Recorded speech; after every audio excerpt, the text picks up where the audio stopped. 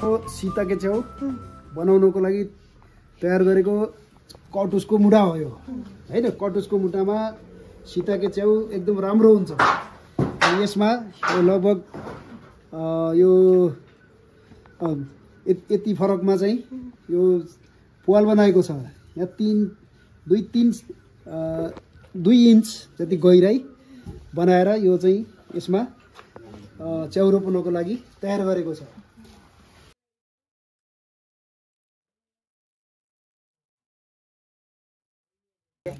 यो च्याउको बिउ हो। यो एकदम राम्रो खाले च्याउको बिउ आछ। अनि यसमा चाहिँ हाम्रो यो चाहिँ यो भोजप्रसाद दाइ उहाँ चाहिँ 8-10 वर्षदेखि च्याउको बुढामा बिउ राख्ने काम गर्नुहुन्छ। उहाँको चाहिँ मुनुकुमारी अरे भोजप्रसाद अरेले यसरी चाहिँ बिउ राख्ने काम गर्नुहुन्छ।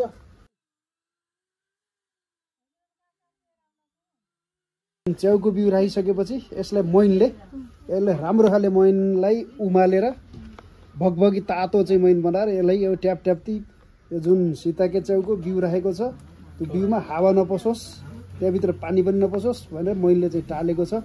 टालिसकेपछि यसलाई सुरक्षित तरिकाले त्यो ठाउँमा राखेको छ। धेरै घाम पनि नलाग्ने, धेरै पानी पनि नपर्ने, यो मुढा नबिग्रने किसिमले, त्यहाँ धमिरो किराहरूले पनि केही नहुने किसिमले सुरक्षित तरिकाले त्यहाँ राखिन्छ। जस्तै आज चैतको 1 गते हो।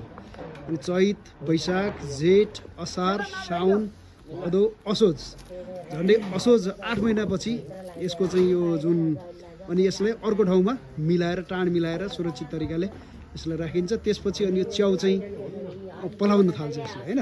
च्याउ पलाउन थालिसकेपछि खानको लागि, बिक्री गर्नको लागि, सुकाएर राख्नको लागि यो तयारी हुन्छ हैन।